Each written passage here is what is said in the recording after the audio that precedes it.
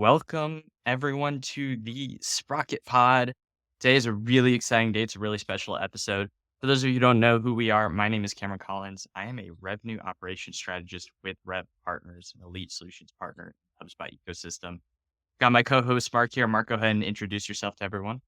My name is Mark Lerner. I'm the Director of Growth Marketing at Deal Hub. We are a native CPQ solution for a variety of different ecosystems, HubSpot, and the others that shall remain nameless.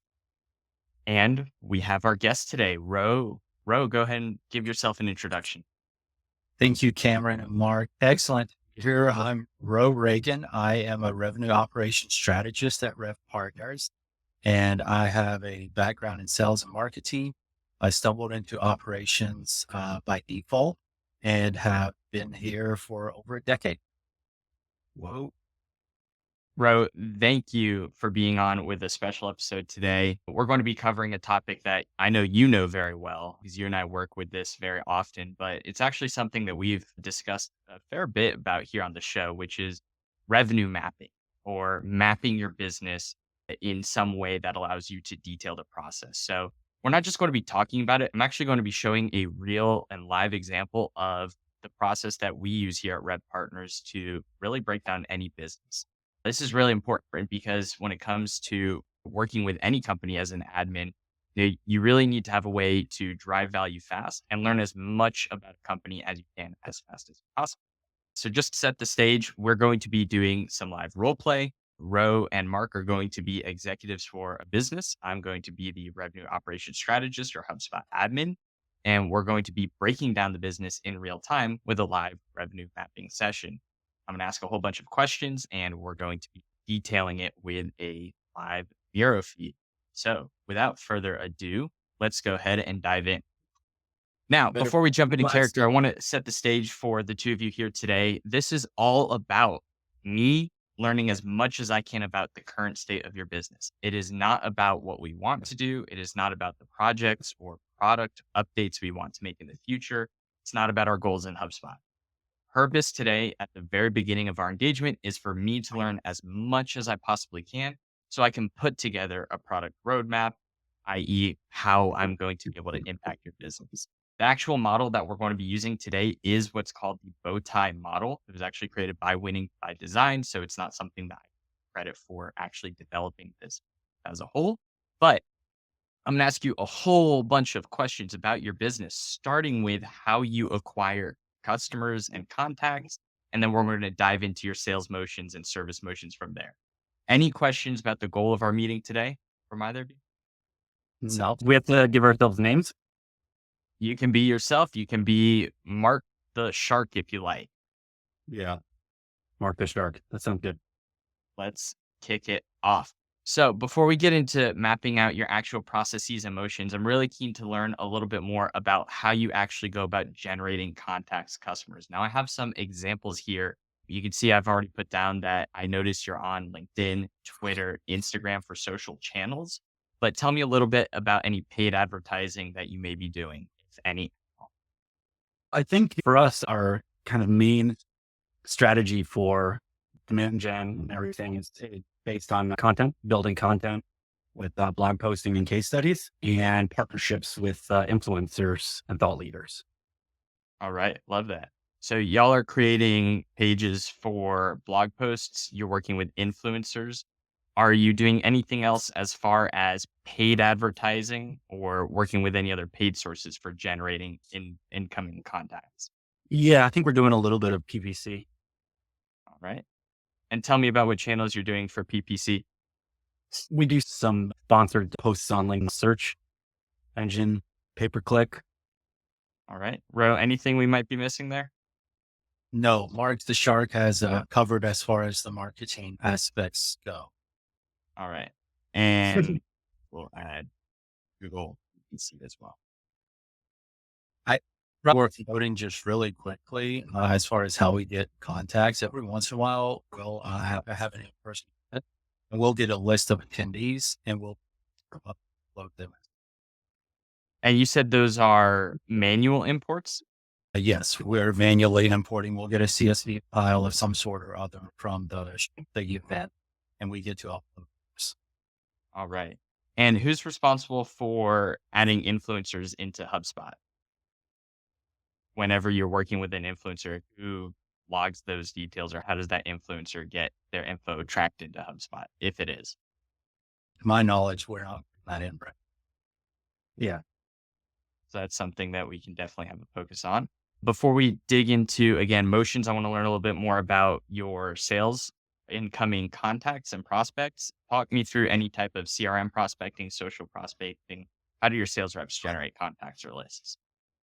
Yeah. We have a basic freemium model, free version, pay to upgrade to the paid, more advanced features. But we do have an inside sales motion as well to go after those mid-sized to enterprise customers. And on the smaller side, they do a self-service model. Okay. And you mentioned the sales reps have their motion for targeting contacts. Are they using Zoom info, or what source are they using to actually generate contacts and bring them Yeah, into? we use Zoom info. I think we recently switched to Apollo, if I have that correct. That's right. Yeah, yeah. All right. Using Zoom info and Apollo. Are they doing any type of social prospecting, LinkedIn, anything like that? I would say not as much as they should be is probably a fair way to respond there, All right. But it does happen on occasion. depending on the reps. Yes. All right. So that's good, because even if it's not super frequent, I want to be mindful of it so we can be on the lookout when we're looking for contacts and their sources into CRM. As far as referrals go, I know you mentioned the freemium model and having inbound contacts. Any type of referrals coming in? Yeah, we have a few strategic partnerships with some folks, other SaaS providers, service providers that we work with. Right. And you mentioned you do have some partner referrals with SaaS providers. And that's really just starting to get traction. And how are you tracking that in HubSpot? Not well. I have to second that. We sometimes in the note will know where they. All right. Definitely something that we want to be mindful of. That takes me to my last area of questions here before we dive into your core sales motions and nurturing of contacts. But do you currently use any type of apps for tracking emails? Like, do you use the HubSpot sales app or anything of that nature? Yeah, I think today now our reps are just sending out emails with their Gmail. I'm not sure if they have any plugins they're using, but we haven't yet set up a more robust tracking system. Okay, so you're not sure if the sales reps are using the HubSpot sales extension app? Unper, yeah. Okay. And Ro, you're not familiar with that either, are you? Not super familiar. I know James, if you remember Mark on our last scene, he talked about how that he knew when people were opening emails. But that's about all I know about that. He would get a notice from Bucks. Yeah, he did say that. And who's James? He's one of our reps, one of our aides. Okay, definitely something to look into. Maybe he downloaded it on his own, but it's something that we definitely want to check out, because that would be a really great quick win when it comes to downloading that extension. James, for example, being notified when emails are open. We can have all your reps download that extension and they'll all get notifications. Oh, that sounds awesome. Yeah, it's a really great way to make sure that you're using HubSpot to its greatest extent. This next portion is going to involve mapping out not only how contacts are coming in, which we've just talked about, and how they get into your website, but what happens once you generate those contacts. So we just talked about all of these ways for you to generate people and bring them into your CRM. You have a website, which I saw is built in HubSpot. So I did a little bit of work before this meeting and I documented all of your pages, which are built in HubSpot. So we're going to move past this because I gather that you're pretty familiar with your own website. But I do want to ask, because I know you mentioned, Mark, the freemium model. So with that free trial page on the freemium model, tell me about any kind of nurturing that you do to engage those contacts. Yeah, whenever we put out a new blog post or any other content, upcoming event, we'll go ahead and send that out to the folks that are on the free account, as well as new features, things like that. All right. And Ro, I know I saw an email campaign that was set up. other than maybe some email nurturing, is there anything else that's being done to engage contacts? We've got blog posts, email nurtures, anything else to stay in front of contacts? I know every once in a while, cold calling is done, but pretty much shared. So we'll talk about cold calling in a moment here because I do want to go over your sales motion separately, but I just want to document that as well. So we have it here. And to your knowledge, for either of you, are you currently implementing either a fit score or a behavior score? So a lead scoring model with either of these criteria. I know. Second that. Sounds very good. So that's something that we'll evaluate because ultimately you have these contacts coming in. You want to make sure, for example, if they engage with emails, answer cold calls, we can use lead scoring to identify contacts that are going to be a good fit. And then we can move them along in the sales process. So let's go ahead and talk about that sales process. When a lead is a good fit, whether they've downloaded a form, they've signed up for the freemium model, how is that lead then assigned to a rep? We get a new lead, it pops up, and then I think there's a bit of grabbing, and whoever gets it first. Why to reward initiative. So if someone is first in line, they definitely get the chance to take ownership. So how does that work then? A rep can go in and they just put it in their own name and they get to take the lead first come, first serve. Man, y'all are savages. How many sales reps do you have You again? got to fight to the death for it. Fight to keep their job. I like that. But when it comes to lead routing and reps just taking their own contacts, is there any type of lead assignment that happens automatically then, or is every single contact just reps go in and they assign it to themselves? There's no automation. Yeah. They need to be hungry. If they're not hungry, not to assign reps to themselves. They're not hungry. That's right. Love that. All right. We can talk about down the road whether or not we may want to implement some type of model. For example, maybe top performers get first dibs or get notified. But again, that's something that we can discuss down the road. Now, since there's no contact assignment, there's no notification that goes out to the reps. But do you have any way for managers or leadership to be notified when a rep takes a contact? Yeah, That's I think there might be some sort of Slack message that goes out. I'm not quite sure. Yeah, You our wrote- sales directors are keeping track, but how they're doing it, there may be that Slack chat. Real quick though, so if there's some reps that do really well in certain segments, and we know that, and in our mind we're thinking, oh yeah, they should close that one. Can we tie any of that into who gets who based upon, let's say, industry? For example, top performing reps get to get first dibs on certain industries. No, if a rep does really well in an industry, we give them, like I'm thinking of a couple reps right now that they just kill medical. Both of them started in the medical field and dropped out because it wasn't for them. Can we route our medical customers directly? Yeah, that's something we can totally do. We would want to, for example, let reps have a focus on industries that they excel in. And that is something that we can definitely build. Wow. Cool. Yeah. And so we'll talk about, again, because today's about the current state, we'll talk about what that reality could look like when we get to the product roadmap, which is a separate meeting. But the next thing I want to cover is your qualification. So it's a free for all, and reps get to take what they kill. They get to first come, first serve. But how do they actually go about qualifying a contact to determine whether or not a deal should be created? Do you have any standardized criteria for qualifying a contact and determining whether a deal should be created? Yeah, I think we have some rules around PFIT, and then it's dependent on if it was an explicit request or not. If it was an inbound lead, generally that's assessed in the initial conversation as to if a deal is warranted. Okay. And so other than ICP fit, are there any specific call outs as far as whether or not a contact gets qualified to becoming a deal, or is there anything that's been problematic with the current process that's worth flagging? If they're already premium user, that they're qualified by default for us to try to close.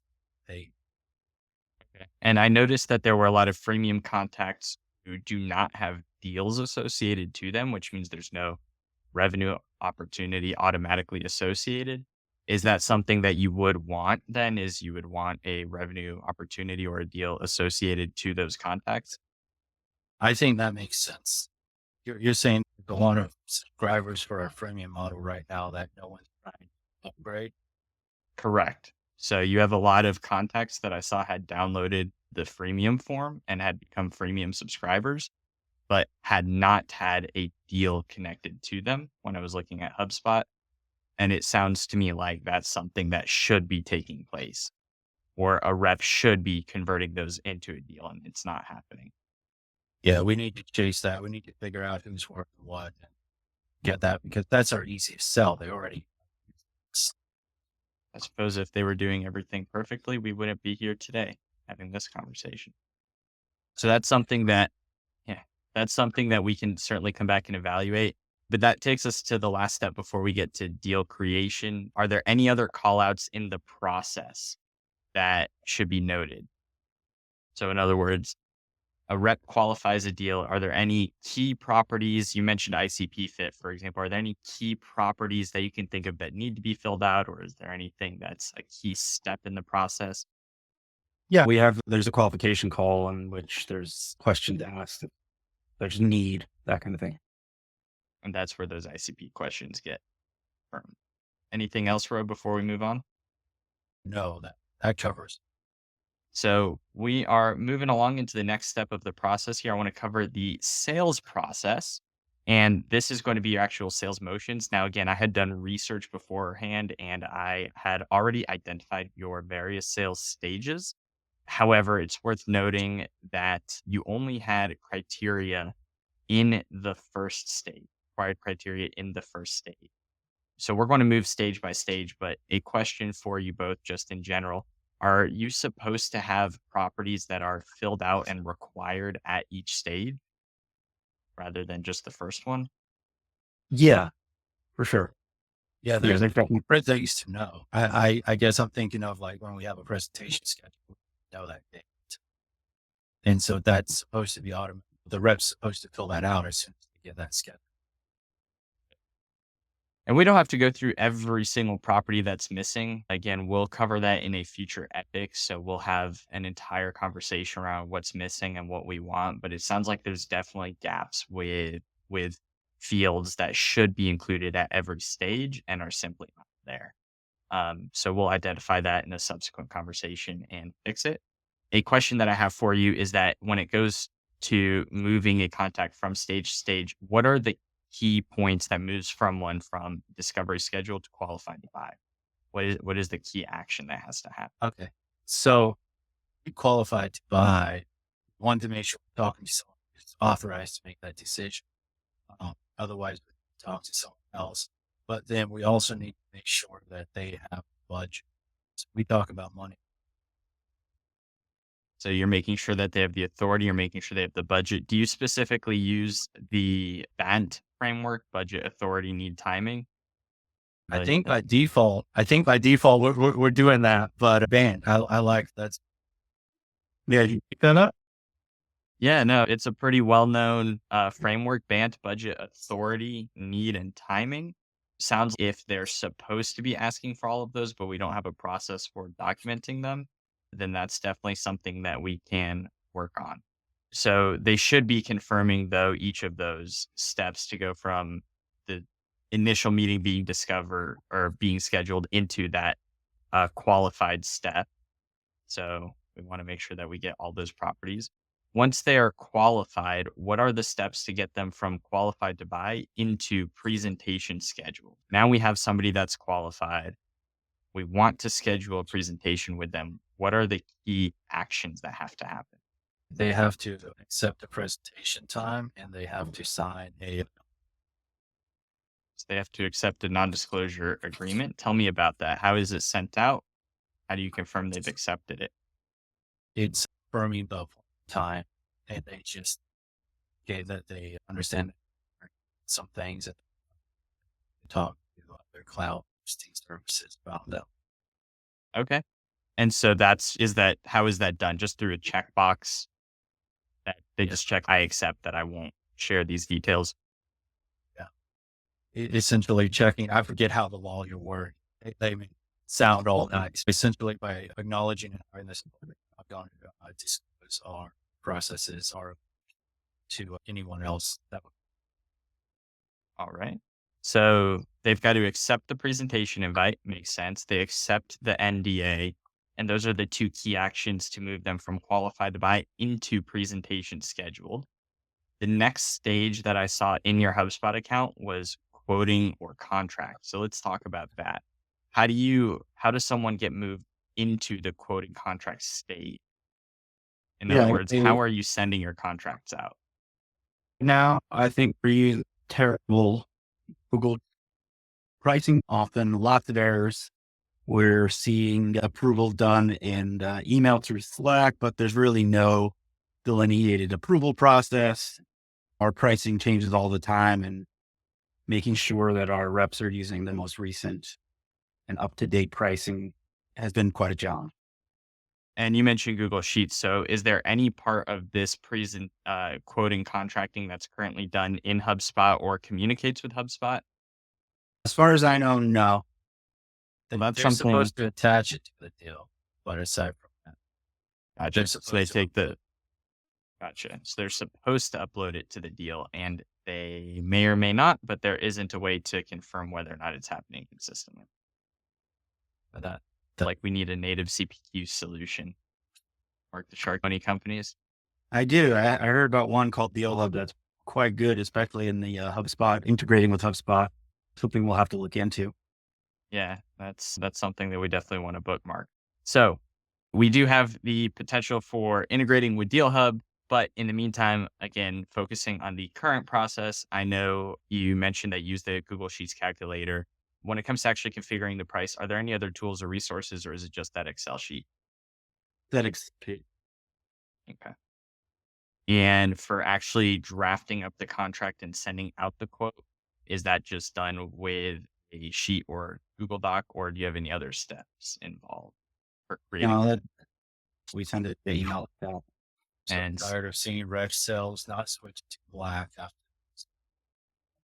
it's definitely something we need to fix. And the one thing I can tell y'all is you mentioned already how sales reps aren't using the Sales Hub extension, the sales extension, which means emails aren't always being tracked. So because of that, it's possible that reps are sending it out and it's not going to HubSpot like it should. Let's cover the next step here, which is going to be closed won. Now, typically there's one of two junction points which mark a deal as closed won. So after the quote is sent, it can be considered closed won when the contract is signed or when the payment is received. Which of these two do you subscribe to? First, So when the payment is actually received. We'll go into detail on closed lost reasons in a separate meeting, but I do want to call out the fact that I didn't see a drop down property with any closed lost reasons listed. So my question is, how are you tracking information when a deal is in closed lost, or are you tracking that at all? they're supposed to make a note, have it on the record. And each sales directory is closed lost. Their reps. Gotcha. But then they just have to review that note manually. That's right.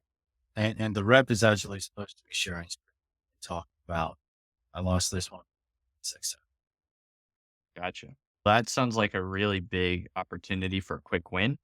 Implementing something simple like a drop down select with your top reasons for why a deal is lost is a really quick and easy way to start to filter and understand why we're not winning deals.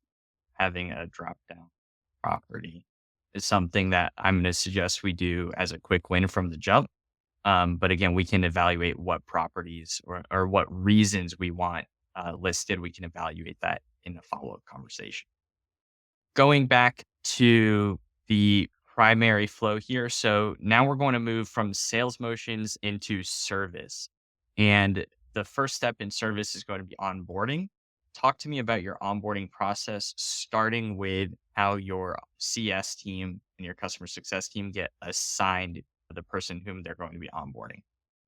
Yeah, I think the assignment is automatic based on potentially the company size or the location. I can't quite remember. Maybe you can help me out here. We're using both just based on time zones. We have a couple reps on each side, and then they specialize in different. So it's not great, but we've divided it into Mountain and Pacific. Get one of these two reps, and then Eastern and Central will be the other. Gotcha. So it looks at the rep's time zone. When the time zone matches up with the rep, then it looks at the industry of the rep and does the assignment. And by it, our customer service. So this is not automatic. This is being done by the customer service manager based on all that criteria. Once it's closed, there's emails that go out automatically, but then the assignment to the actual rep that will be their customer service. Gotcha. Does that make sense? So the emails go out. The CS manager looks at all the criteria that we've just talked about and then chooses who is supposed to be getting that new contact and then does the assignment.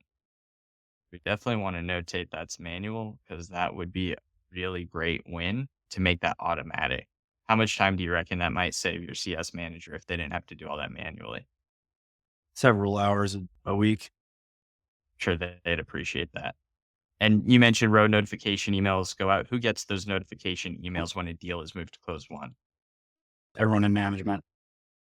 Yeah, I've got several in my inbox. One I go, but the rep and all the leadership all the way up to Mark. All right. Importantly, there, the CS manager is being notified, but one person that we didn't talk about is the rep. So when a rep is assigned a deal, how are they notified that they have someone that they need onboarded? The CS manager is Carol. Just Slack message or any other ways that they tell them, hey, you've got someone new to onboard? I think they just assign the contact to them and HubSpot. Gotcha. Definitely want to have a conversation around that because if that is just being done by assigning them the contact in HubSpot, we want to make sure that we build a more robust notification system around that. So nobody. So we've talked about onboarding and we're getting close to the end here. I want to cover the last leg, which is going to be your customer success motions. And then we're going to touch very briefly on recurring value, which is going to be upsells and again, just lasting impact. But talk to me briefly about active customers, which are now post onboarding and how they get assigned to their dedicated CS rep if they have one for ongoing service. Yeah, for our customers, you have 24/7 support with chat, mail, and phone. We have the tiered system, and tier one is the line support for general inquiries and basic. If it is deemed something more technical or more complex, that goes to tier two. And tier three is where our senior specialists get involved for kind of more advanced problem solving issues. Sure. And so you mentioned that with that three-tiered system, the front line is for general inquiries. Tier two is going to be the technical support, a little bit more complex. Tier three is that senior specialist. Question there being, is that then three separate individuals who are dedicated to assisting them, or it could be any individual at the company who's supporting them, just based on that tier? Yeah, as far as that go, we do have people that are only certified for some of the lower tiers. And tier one, a lot of that is offshore. A tier two or a tier two is that take. Gotcha. Tier one, mostly offshore team members. Tiers two and three, mostly internal team members assisting with that support. That- All right. And so now we've got that three tier. Anything else of note in terms of assignment or how the CS routing goes before we talk about notifications?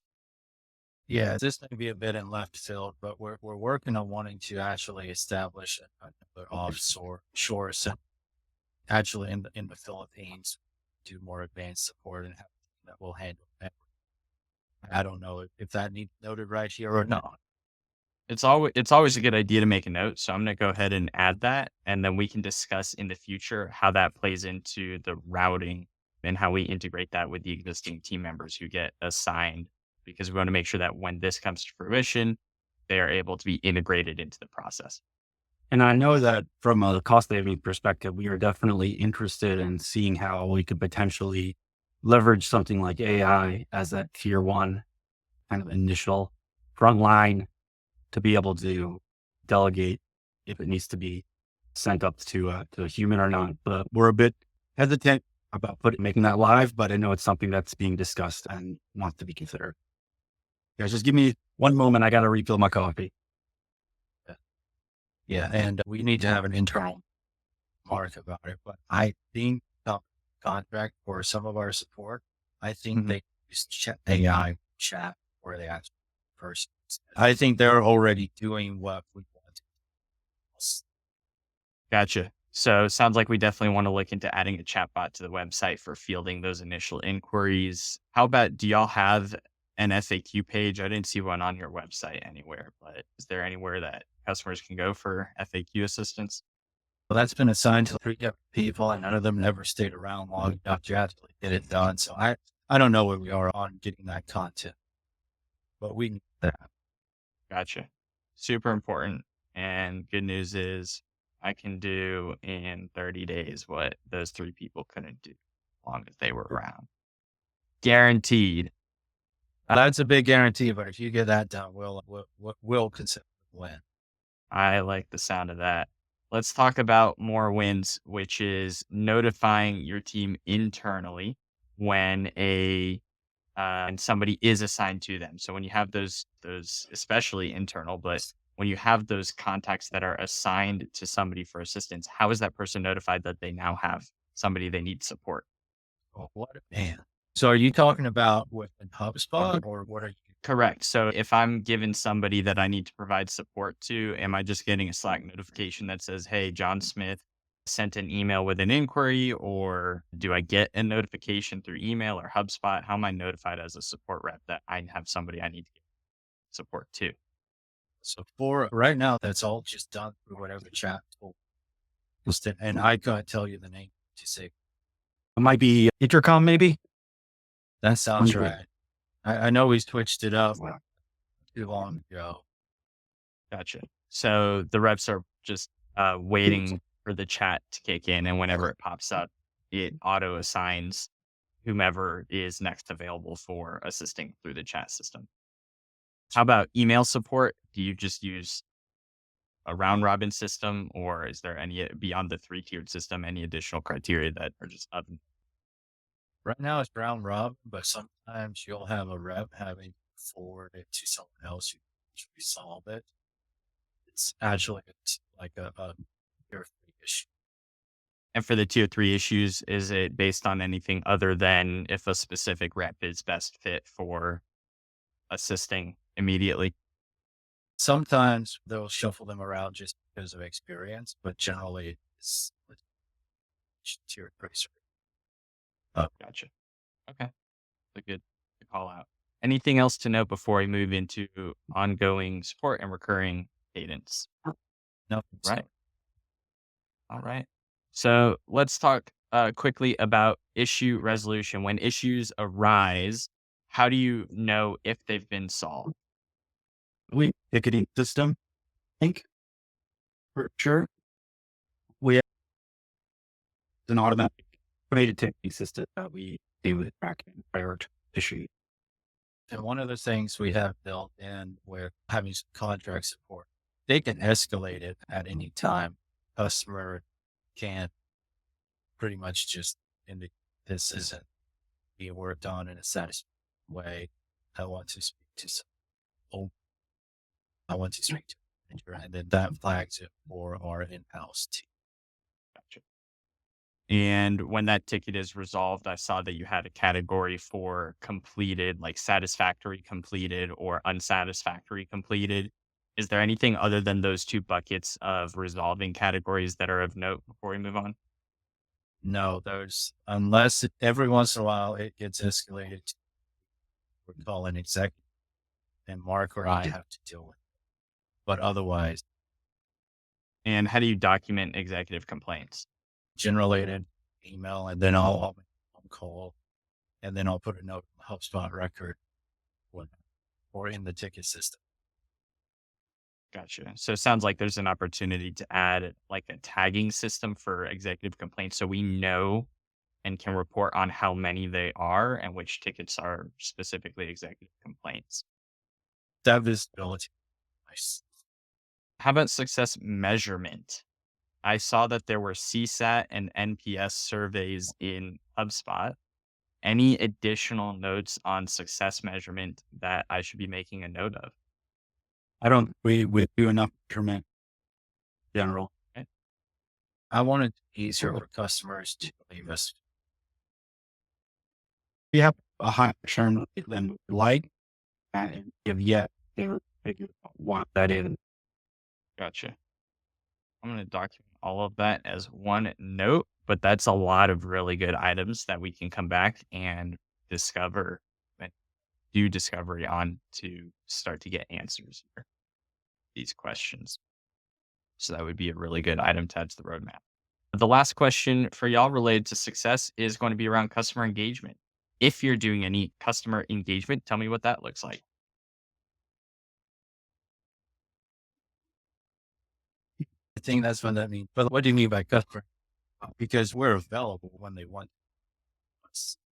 Yeah. Do you have any like nurture emails that go out just for value add? Do you do events for customers where they're invited to some exclusive event if they're an enterprise customer? Anything that just helps to elevate the experience above and beyond using the service? I think that what we try to do for upgrading would fall in when we roll out new product features, we do send that info out via email. Customers that get it and the customers in a tier below, just touching base. Hey, this is something that the next tier has. But we could really use someone to make that communication consistent and good. It's very sporadic. Yeah, when it comes to creating content and strategies around customer engagement, generating more upsells, generating more of a recurring impact, we have a go-to-market team here at RevPartners, and they're phenomenal when it comes to not only coming up with strategies, but creating content related to all of this as well. So I'm going to make a note that y'all want to have this made more robust. We can talk about what that looks like down the road. But for now, I just want to benchmark the fact that you do send those occasional emails out. Sounds like there's opportunity to be doing more there. And the last segment here is going to be recurring impact, recurring value. We're actually not going to table this today because this is secret sauce and it's going to be tabled for the next conversation. But I want to say congratulations, fellas. We just mapped your entire business against the winning by design bow tie model. We did it in about 45 minutes, covered a lot of information. And the output here is that I can now take all of this information and create a product roadmap. So we think about what the next 12 months could look like. When we reconnect, I'll give you specific timeframes on all of this, but we could build fit scoring models, lead scoring models. We have your sales process that could be made more robust. Top performing reps could be given industry priority and preference. So there's a lot of really great outputs that we've taken away, all by mapping your business against this data model. Huh. Congrats. Yes. That's phenomenal. I feel like I understand it better now than I did an hour ago. That's great. Before we cut here, Mark, any questions? Mark the shark. Am I Mark or am I Mark No. the Shark? No, That'd well, be we'll excellent. cut there. We'll end it with that. That was, gentlemen, thank you. That was a really great scenario for what it's like to go through revenue mapping. To your credit, Mark, getting up to get coffee, I've actually had that happen to me. And so that was about as real as it gets during a revenue mapping session, which appreciate the realism there. No Uh, problem. Well, I'm severely undercaffeinated today. So Yes, needed it. it's happened, and Ro, I know you've had some crazy things happen in your experience. This is where we'll take the last 5-10 minutes and really just do a breakdown of that process, that experience, the outputs, what it means to go through this and to do this. But I just want to open the floor to conversation because Ro, obviously, we do this on a regular basis when it comes to working with partners and going through this process. But it's so important, I think, as an admin, that in order to start an experience strong, you have to learn about the company you're working with. And you can't just do it by looking at HubSpot. You actually have to ask questions and learn about the why behind certain processes. So this Definitely. is really important.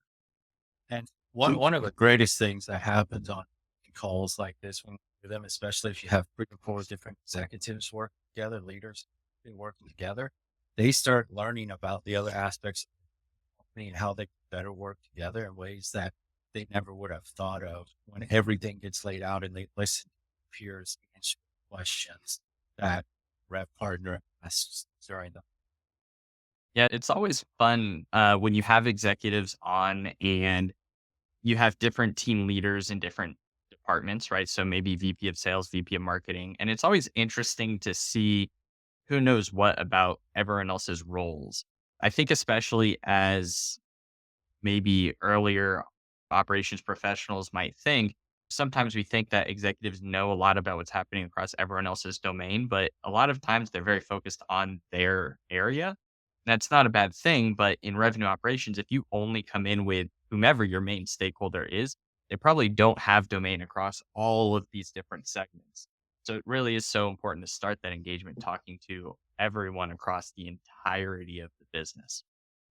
Mark, I'm keen to hear from you. What were maybe some thoughts or takeaways that you had just going through that session, doing it obviously from the role play side, but we've talked about data modeling and data mapping in the past. We've talked about actually even this revenue mapping process.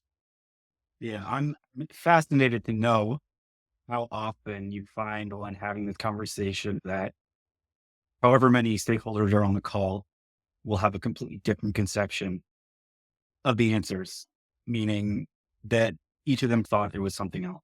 How often do you come across that? Because I'm just thinking back to some of the companies I've worked for in the past, and I can guarantee that one person will say, "Oh, we do this and this," and the other person will say, "No, no, we do it this way." Ro, you want to speak to that? sure. But so it really depends on the company. I know sometimes you have leaders that they're just so in step with each other, they might as well. And that's generally an indication that it's going to allow you to make a big impact because they know that's first.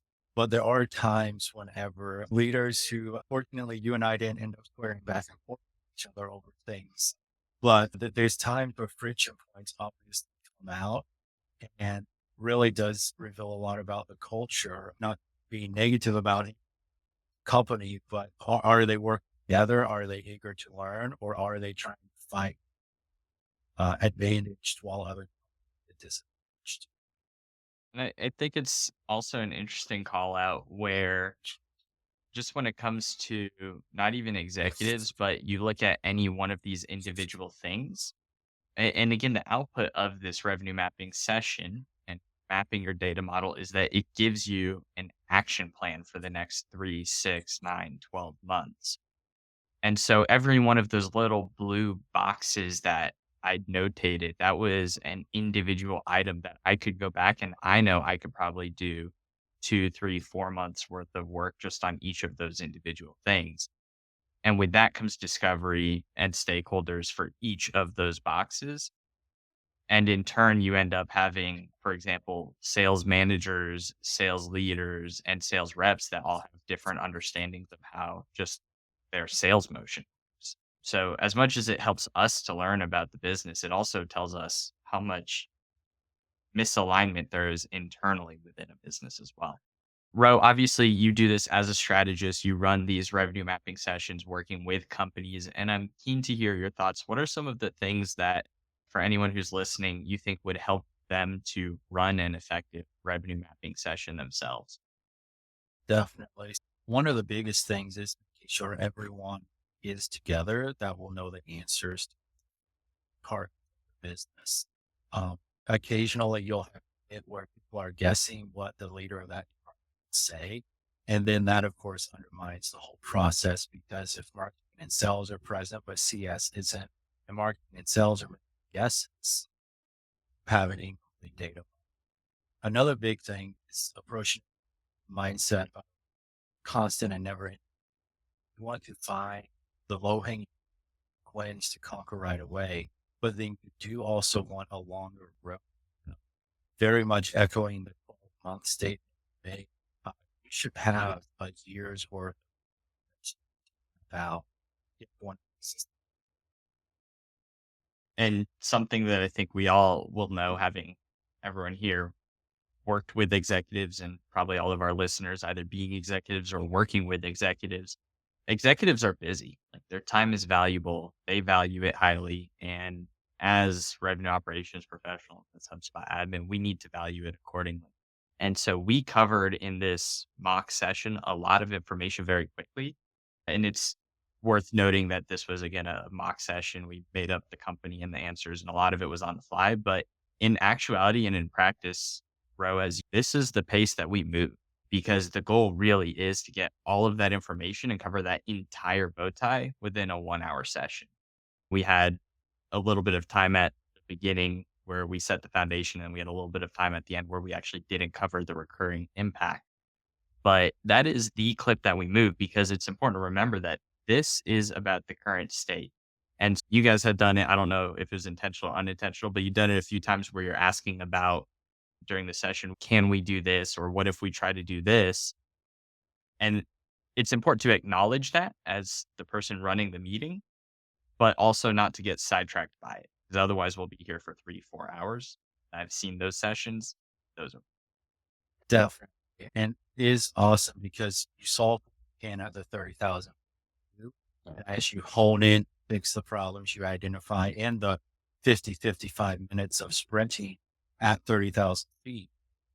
Then as you hone in on different areas, other things become clear as opportunities to do. So mindset wise, understanding that it's not going to fix every problem, definitely not overnight, but it's the best next step to then be able to know the best next step. And we did talk about quick wins, and we talked about executives be not always having all the answers, but trying to get as many executives who do have all the answers as you can in that room. Because I think it's important for everyone listening to keep in mind that, to your point you just mentioned, Ro, this is the first step.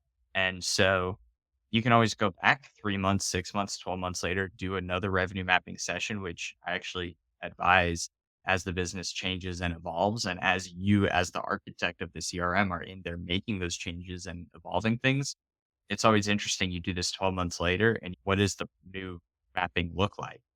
And ideally, as a HubSpot admin, I think the goal for all HubSpot admins should be able, for 12 months of working with somebody, you could do this without having to have the executives sit there, model all of this out, and then go to them and say, hey, we've been working together for a year. Here's what your data model looks like. Here's what your bow tie model looks like. Percent. And I actually had the opportunity earlier this year to do that with a partner after only about 4 months, where I went back into the rec. And I spent about 3 hours really heavily documenting everything that I had built and the technologists that support us as frontline strategists. And we were able to then make this transition next strategist who was taking. And yes, as an admin within a year, but generally less, I would to a point of mastery. And then you have an updated bow tie that the executives can from, and that on calls to help understand this. Yeah. And for those who are wondering, how do I do this myself? My first suggestion is go on the internet, Google winning by design, look up their bow tie model. Again, they created the actual framework that I showed here today. It wasn't something that I created. It's not something that RevPartners created. What we have done as a company is create a process for taking this rev mapping and not only conducting the rev mapping, but building everything around it. There's steps and stages in the lead up that we do for preparation. And then there's things that happen afterward to close the loop on it. which we'll likely be exploring in other episodes in this podcast. But I want to go ahead and I don't want to spill all the secret sauce. I want to say, Mark, thank you as always for doing these episodes with me. And Ro, thank you very much for joining today. Ro, any parting words or words of wisdom for those who might be wanting to adopt this themselves? Absolute pleasure to be here. All the words of wisdom have already been said and mostly but just thank you both for being here and look forward to keeping up with these podcasts and learn as I have with this one. Thank you for joining us today. For everyone listening, Sprocket on and have a great day.